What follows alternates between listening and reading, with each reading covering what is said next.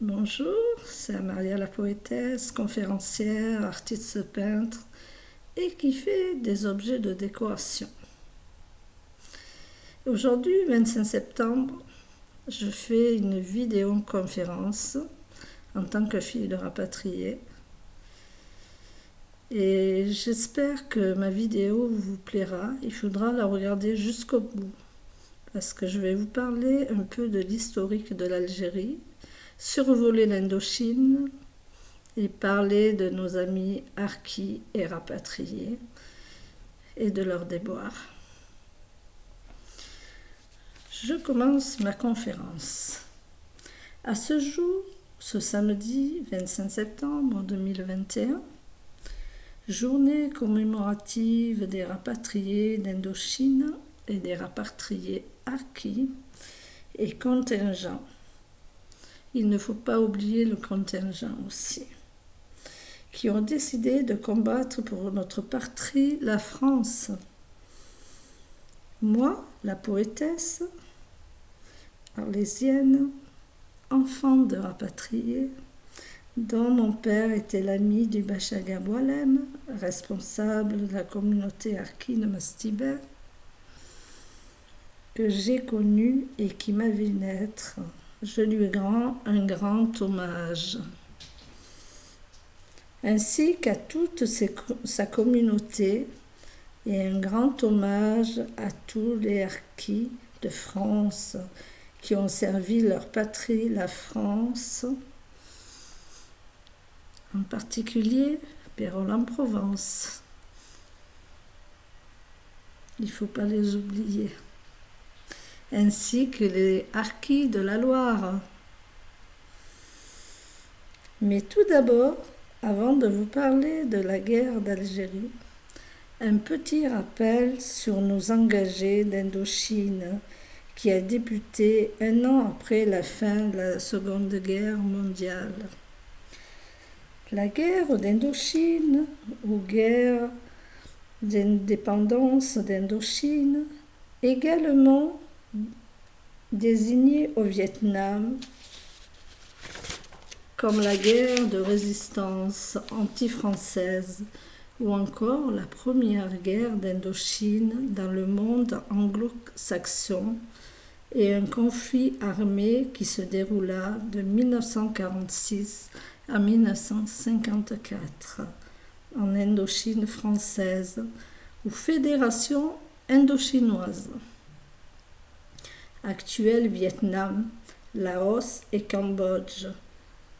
Opposant l'Union française au Viet Minh, le conflit aboutit à la suite des accords de Genève, à la fin de la Fédération indochinoise et à la partition du territoire vietnamien en deux États rivaux, République démocratique du Vietnam et Sud-Vietnam. La guerre d'Indochine fit plus de 500 000 morts et fut suivie par la guerre du Vietnam de 1955 à 1975. Je vous parle de cette guerre car je me sens concernée. Un membre de ma famille l'a faite, le cousin de ma mère, engagé pour défendre sa patrie, la France. Et il est revenu de cette guerre atroce avec un poumon en moins. Des cauchemars toutes les nuits et des fièvres sans arrêt. Il a été marqué à vie, il en parle tout le temps. Les soldats, comme lui, étaient sur le qui-vive, restés plusieurs jours sans manger, ou ceux qu'ils trouvaient. C'est une guerre qui a été très marquante pour nos soldats et leur vécu très marquant. Maintenant, je vais vous parler, moi la poétesse, conférencière, artiste, peintre et créatrice de la guerre d'Algérie. Mais auparavant, vais vous lire un de mes poèmes sur l'Algérie. Algérie, mon amour, quand mes pieds se posent sur ta terre rougeâtre, mon âme et mon cœur s'enflamment d'une passion d'amour. Vrai, unique, ton paysage verdâtre, ensoleillé, rendait mon âme et mon cœur, mon esprit, engourdi d'amour. Ta ville de l'Ouest, plus exactement Tlemcen, ville de lumière, avec un passé où tant de passages historiques. Si elle pouvait raconter son histoire, chaque recoin de ta terre parle en me voyant. Notre séparation me meurtrit. Je suis en manque de toi. Te voir, te toucher, toucher ta terre. Profiter de ta mer ensoleillée. Me manque, je n'ai que mes yeux pour pleurer. Mes souvenirs que je conserve dans ma tête, qui est une boîte à secrets, mais mon âme et mon cœur ne t'oublieront jamais.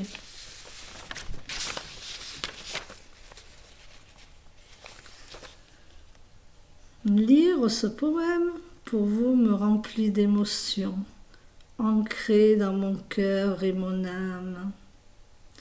Avant de vous parler de ces glorieux soldats, je tiens à vous faire un petit récapitulatif de ce pays qu'on a surnommé l'Algérie.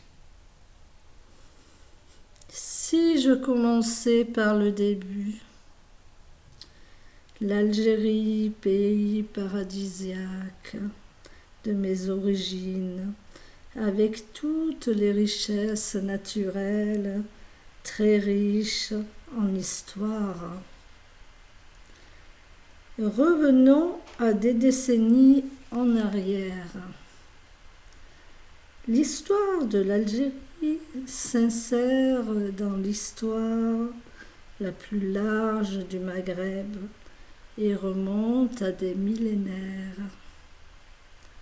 Remontons le cours de l'histoire. À l'ère préhistorique, il y a eu plusieurs civilisations.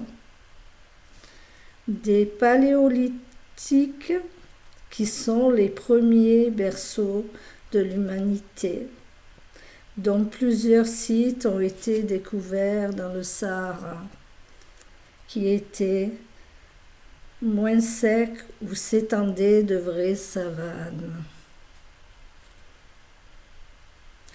Au nord du pays, de nombreux sites paléolithiques inférieurs, comme à Ain El Anesh, près de Sétif. Les plus anciens restent d'hominidés en Afrique du Nord qui ont été attestés. Le site le plus ancien en archéologie d'Afrique du Nord, l'âge des vestiges, est évalué à 1,8 million d'années, coïncide avec la période présumée de l'Homo habilis. Dans l'Antiquité, le territoire algérien connaît la formation des royaumes humides, avant de passer sous la domination partielle. L'arabisation partielle de la population de 1014 en 1152. Les Hamadides, qui sont une dynastie berbère, sanaïenne, qui règne sur le Maghreb central. De 1014 à 1152, la dynastie Hamadide est fondée.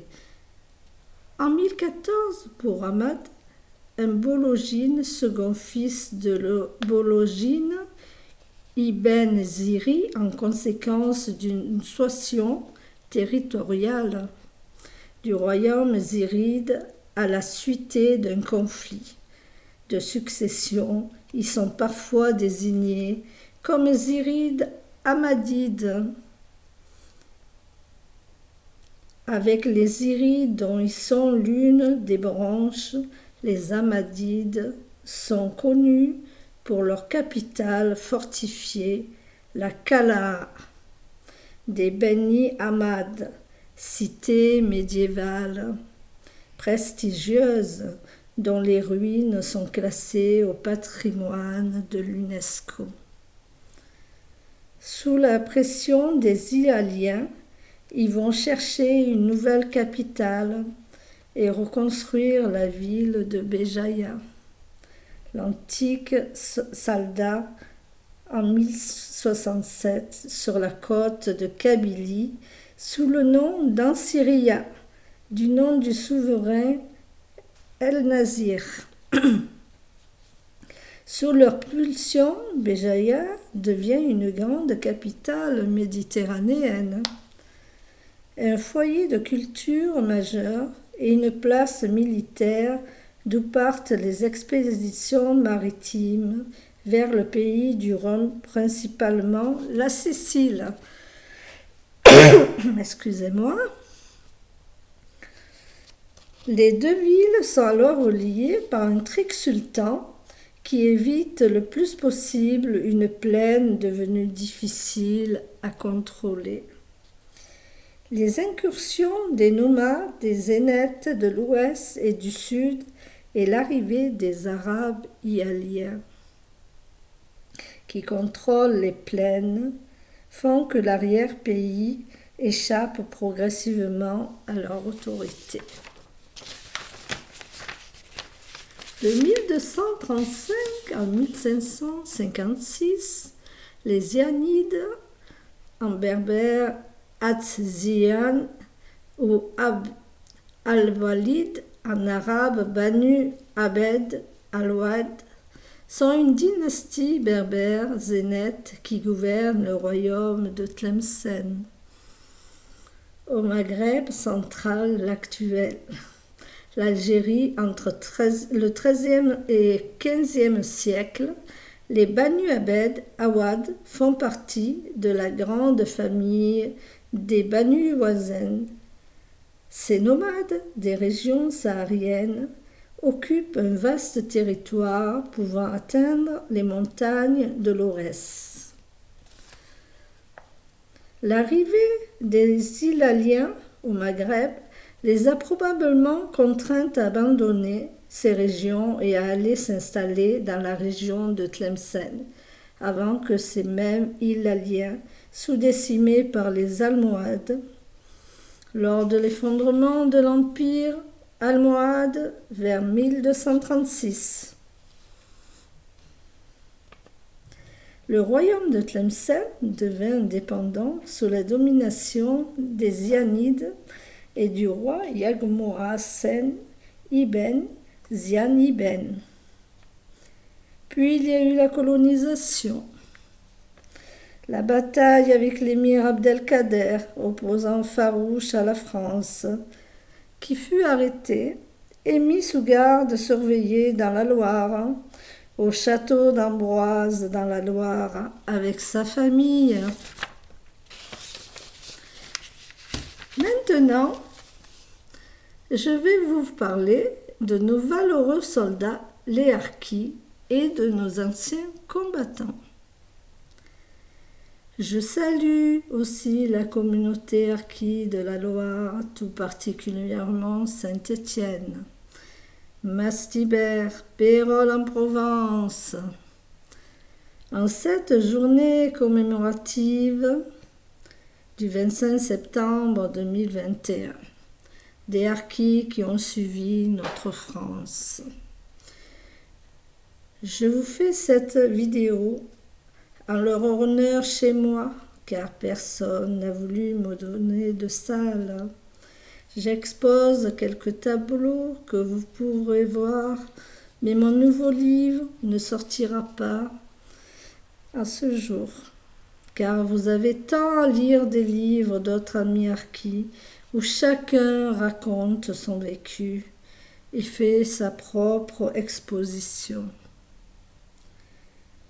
Je fais cette vidéoconférence de chez moi pour vous, amis du monde entier.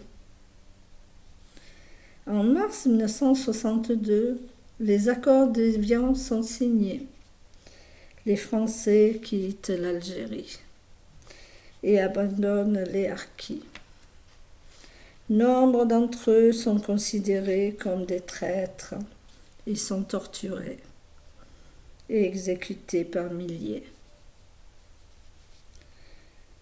Les 60 millions d'Algériens ayant réussi à fuir en métropole sont accueillis dans des camps, isolés, insalubres.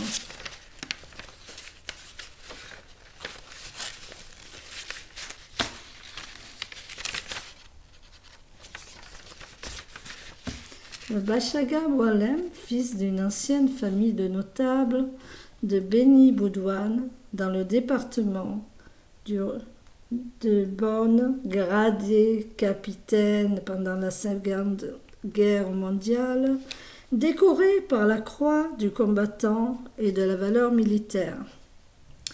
Responsable de l'Ourcini, de l'Arcade de la région sous la responsabilité de l'ex-colonel Jean Garde, membre de l'OAS durant les combats, il perd 17 membres de sa famille, dont un de ses fils, Abdelkader. En 1945, il devient caïd du douar des Beni Boudouane. Il se rallie au général de Gaulle. En 1958, il devient député à Orléansville, c'est-à-dire à Chlef, sur la liste d'UNIR, Union nationale pour l'intégration. Et le renouveau, il siège aussi à bas, puis du regroupement national de l'unité de la République. En 1959, il est maire de Beni Boudouane et conseiller général d'Orléansville. En 1960, il préside la création du Front Algérie française, FAF.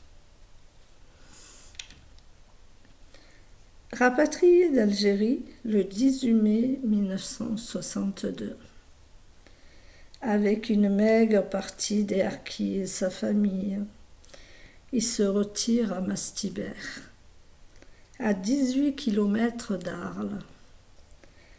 Il fait partie de la commission nationale chargée de l'étude des problèmes des Français musulmans de France en 1979.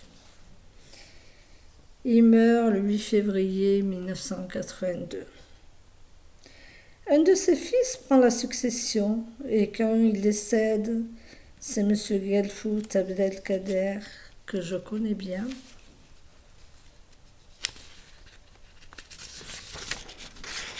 qui prend la relève. Et à l'heure actuelle, c'est le neveu du Bachaga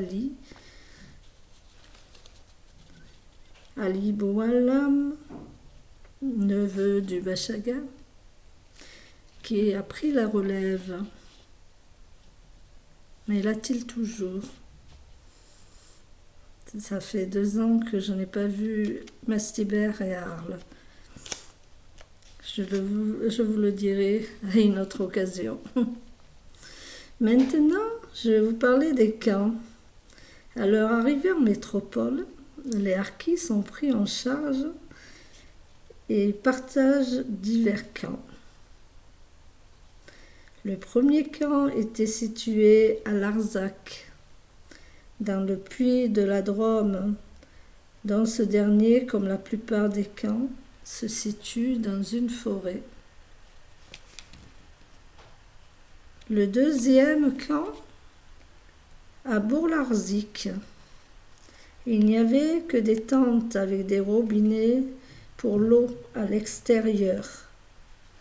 Pas d'hygiène, pas de confort. Quand les robinets étaient gelés, il ramassait de la neige, la faisait fondre pour avoir de l'eau. Ces camps-là étaient du provisoire. Les harkis ont été évacués à Bias et Saint-Maurice-l'Ardoise. Le camp de Saint-Maurice-l'Ardoise connaît une évolution similaire que celui de Bias. Les conditions de vie dans les camps, l'organisation de la vie familiale s'est heurtée à d'importantes contraintes matérielles, promiscuité du fait de l'occupation des tentes par plusieurs familles ou de la superficie, insuffisance des logements attribués, insalubrité, WC extérieur collectif dépourvu d'eau courante, douche collective, peu accessible, manque de couchage, mais aussi de chaises pour toute la famille. Et surtout, certaines familles souffrent de déséquilibre alimentaire. Les camps d'accueil sont des camps militaires très sévères, avec un couvre-feu à 22 heures. Les enfants ne sont pas scolarisés dans les écoles du village, car certains élus et les citoyens ne les voulaient pas et ne voulaient pas les intégrer avec les Français de métropole. C'est une honte. Alors que c'étaient des valeureux soldats ayant combattu pour la France. Chaque camp d'accueil fonctionne de manière autonome, en autarcie, avec son règlement propre et dicté par le directeur du camp. C'est ainsi que le règlement intérieur du camp de Bias impose aux familles la levée des couleurs et le couvre-feu à 18h ou 22h, selon les sources. La note de service du directeur du camp donne un aperçu d'une situation qui reste exceptionnelle. L'administration contrôle également le courrier et les colis qui sont ouverts. L'usage des douches est aussi réglementé, limité à 1 fois par semaine et fracturé à 0,80 centimes. Quelle honte! Fermeture progressive et définitive des camps, reclassement, dispersion. Assez rapidement, certains anciens harkis ont pu s'établir à l'extérieur de ces camps, soit pour aller vers d'autres structures encadrées, comme par exemple les hameaux de Forest, soit pour s'établir en dehors de toute structure.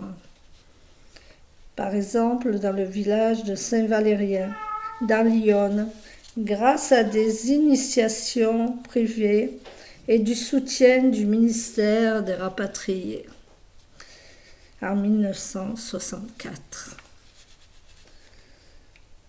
Dans la Somme, des familles, les Kabyles originaires de la commune d'Iflissem, en Algérie, s'installent à Poix-de-Picardie, sous la protection de la famille Abdelatif. L'action conjuguée de nos lieutenants et de son sergent-chef a permis l'installation à Vic-le-Comte d'une centaine de personnes originaires du même douar. Le jumelage de la commune du Château-Renaud en Indre-et-Loire avec la commune d'Aris avant l'indépendance de l'Algérie, ainsi que la possibilité de trouver un emploi dans l'industrie de la chaussure, ont ici aussi aidé les familles de harkis à s'adapter plus facilement. Les camps de Bourg-Larzic et Larzac sont fermés avant l'hiver 62, parce qu'ils étaient insalubres. Le camp de Roosevelt ne compte que quelques familles à la fin 1964.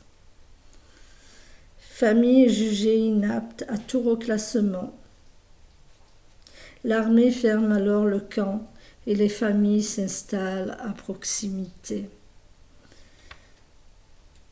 Immédiatement, du camp Joffre dans un hameau appelé Cité du Réard, dont la construction est décidée par le maire de Roosevelt. Depuis de longues années, les Harkis se battent pour la vraie reconnaissance. Ce dossier explosif, où le rapatriement et le dépouillement de leur aide financière dans les camps, les taxes, la maltraitance, le mal accueilli des élus, de la population française. Le génocide, les enterrements d'enfants sans sépulture et l'abandon des Harkis par le gouvernement français qui se sont fait torturer et assassiner. Cette reconnaissance nationale, ils y ont droit. Tout doit être régularisé à leur valeur. Eux, les oubliés de la République,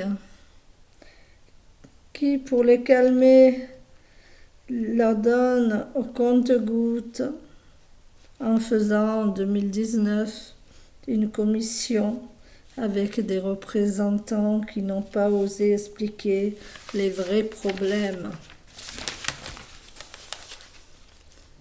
Car la population harkie se sent oubliée, alors qu'ils étaient là pour défendre leur Algérie française, leur patrie, la France.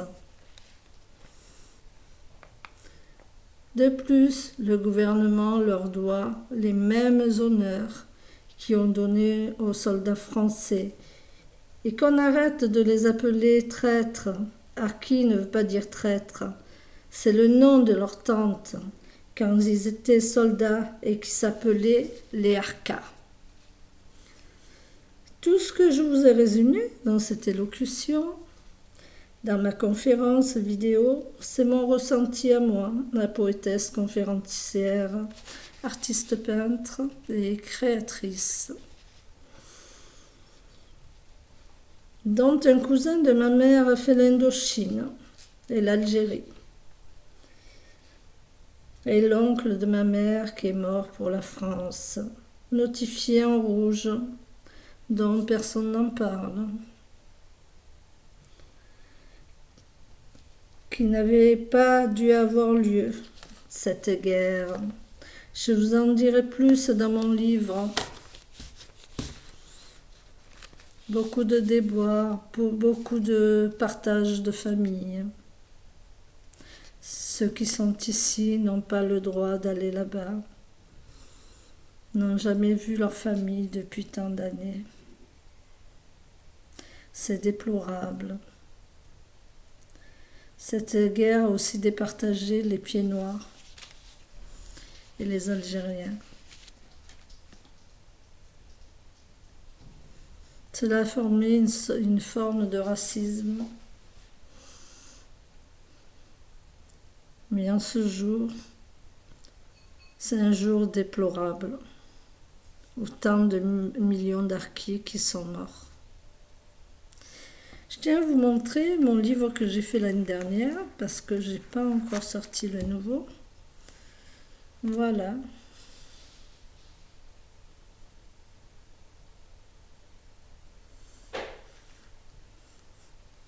Les pieds noirs, le Bachagaboualam, les Harkis, les Harkettes.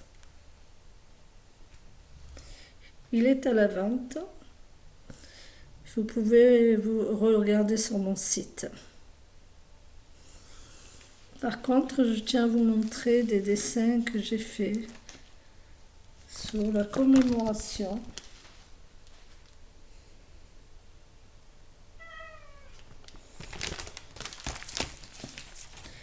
Le Bachagaboualam,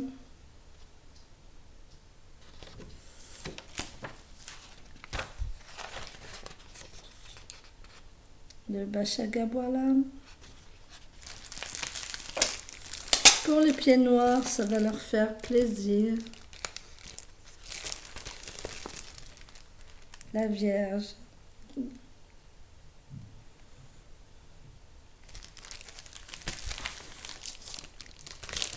Un soldat qui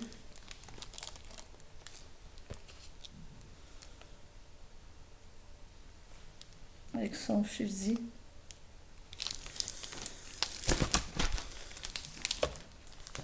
Un vieux monsieur harki qui a fait l'Algérie et l'Indochine que j'ai connu à Aix-en-Provence.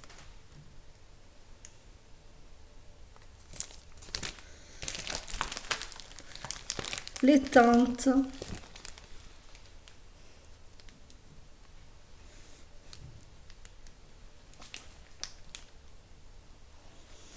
Dans les camps.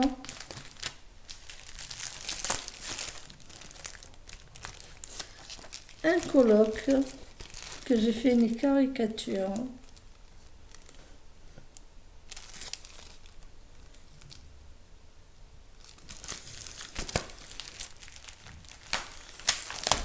Un soldat qui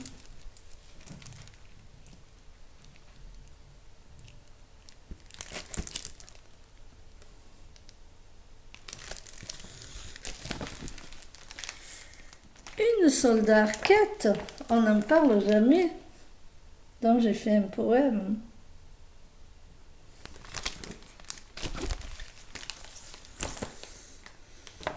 Les anciens combattants marqués.